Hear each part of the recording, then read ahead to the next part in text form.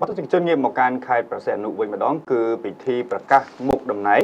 បាទគឺអភិបាលក្រុមកោះរ៉ុងនិងក្រុមប្រឹក្សាក្រុមកោះរ៉ុងក្រមអធិបតីភាពឯកឧត្តមយិនមីនខេត្តប្រសេះនុនេះព្រឹកថ្ងៃទីបាគឺពុទ្ធ200ខែចេឆ្នាំកុរឯកសារពុទ្ធសករាជ2563ត្រូវនឹងថ្ងៃទី19ខែមិថុនា2019បានរៀបចំពិធីប្រកាសមុខតំណែងអភិបាលក្រុងកោះរ៉ុងនិងក្រុមប្រឹក្សាក្រុងកោះរ៉ុងដែលទើបតែបង្កើតបាត់ថ្មីបាទក្រុងកោះរ៉ុងត្រូវបានបង្កើតឡើងតាមអនុក្រឹត្យរបស់រដ្ឋាភិបាលក្នុងការអញ្ជើញចូលរួមជាអធិបតីភាពឯកឧត្តមយិនមីនអភិបាលនៃគណៈអភិបាលខេត្តព្រះសីហនុនៅក្នុងនោះក៏មានមន្ត្រីអ្នកមុខអ្នកការជាច្រើនរូបទៀតផងហេតុដូចបាទគឺដោយហេតុបង្កើតក្រុងកោះរ៉ុងគឺត្រូវបានកាត់សង្កាត់ចំនួន2ចេញពីខេត្តបាទគឺក្រុងបាទព្រះសីហនុគឺសង្កាត់បាទកោះរ៉ុងនិងសង្កាត់កោះរ៉ុងសន្លឹមសូមបញ្ជាក់ផងដែរថានៅក្នុងសង្កាត់ទាំងពីរខាងលើនេះគឺមានប្រជាពលរដ្ឋសរុបបាទគឺជាង700គ្រួសារលោកនួនប៊ុនថុលអតីតបាទនាយក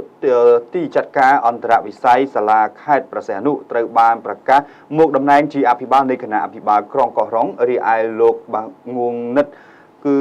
អតីតចៅសង្កាត់កោះរ៉ុងត្រូវបាទឲ្យកាន់មុខតំណែងជាប្រធានក្រុមប្រឹក្សាជាតិនៅក្នុងឱកាសប្រកាសមុខតំណែងបាទថ្នាក់ដឹកនាំក្រុងនេះគឺឆ្លៀតនៅក្នុងឱកាសនោះឯកឧត្តមយិនមីនអភិបាលនៃគណៈអភិបាលខេត្តព្រះសីហនុក៏បានបញ្ជាក់ថាក្រុងកោះរ៉ុងគឺជាតំបន់ទេសចរមួយប្រកបដោយសក្តានុពល1កោះរ៉ុងមានឆ្នេរស្អាតគឺមានឆ្នេរខ្សាច់ស្អាត2មានទឹកសមុទ្រថ្លាឆ្វេងគួរឲ្យចង់ហែលេងកម្សាន្ត3កោះនេះគ្របដណ្ដប់ដោយព្រៃបាទគឺព្រៃឈើបៃតងនិងមានបរិយាកាសល្អខ្យល់អាកាសបរិសុទ្ធគួរឲ្យចង់មុខលំហែលោកបាទគឺឯកឧត្តមបាទអភិបាលខេត្តព្រះសីហនុក៏បានយល់ថាសក្តានុពលរបស់កោះរ៉ុងខាងលើនេះធ្វើឲ្យពិភពលោកបានទទួលស្គាល់កោះរ៉ុងនៃខេត្តព្រះសីហនុថាជាកន្លែងគួរជាទីបាទមនោរម្យចង់មុខលំហែឯកឧត្តមយិនមីនអភិបាលបាទគណៈបាទអភិបាលខេត្តព្រះសីហនុក៏បានមានប្រសាសន៍បន្តទៀតថាការបង្កើតផែនទីកោះនេះឲ្យបាទទៅ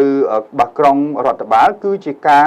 បង្ខិតសេវាឲ្យនៅគៀកកិតជាមួយនឹងប្រជាពលរដ្ឋនិងសម្រួលដល់ការលំបាករបស់ប្រជាជនជាមួយគ្នានេះឯកឧត្តមយិនមីនអភិបាលខេត្តក៏បានផ្ដាំផ្ញើដល់គណៈអភិបាលក្រុងនិងក្រុមប្រឹក្សាក្រុងកោះរ៉ុងត្រូវតែលៃលកកសាងហេដ្ឋារចនាសម្ព័ន្ធនៅក្នុងផែនដីបាទរបស់ខ្លួននិងសហការសាមគ្គីភាពគ្នាបម្រើសេវាជូនប្រជាពលរដ្ឋឲ្យបានល្អប្រសើរនិងត្រូវធ្វើខ្លួនជាមន្ត្រីបម្រើប្រជាជនពិតប្រាកដទន្ទឹមនឹងនោះឯកឧត្តមយិនមីនអភិបាលខេត្តក៏បានបញ្ជាក់ផងដែរថាកម្ពុជាក្រោមការដឹកនាំរបស់សម្ដេចតេជោហ៊ុនសែនបានធ្វើឲ្យកម្ពុជាទទួលបាននូវសុខសន្តិភាពនិងការអភិវឌ្ឍលើគ្រប់វិស័យជីវភាពប្រជាជនមានគឺបានអធុធាអត្រានៃភាពក្រីក្របានកាត់បន្ថយជាលំដាប់អនាគតនឹងកាន់តែល្អប្រសើរបន្ថែមទៀតលោកនួនប៊ុនថុលអភិបាលក្រុងនិងលោកអ៊ូងនិតបាទប្រធានក្រុមប្រឹក្សាកោះរ៉ុងក៏បានបង្ហាញអំពីការប្រាជ្ញាចិត្តស្រដៀងគ្នានិងការខិតខំប្រឹងប្រែងបម្រើប្រជាពលរដ្ឋឲ្យបានល្អប្រសើរនិងរួមគ្នាគឺខិតខំស្ដារហេដ្ឋារចនាសម្ព័ន្ធទៅលើបាទដែនកោះមួយនេះឲ្យកាន់តែមានដំណើរការល្អប្រសើរឆ្លើយតបទៅនឹងតម្រូវការរបស់ប្រជាពលរដ្ឋនៅទូទាំងបាទប្រទេសនិងការពារសុវត្ថិភាពសន្តិសុខ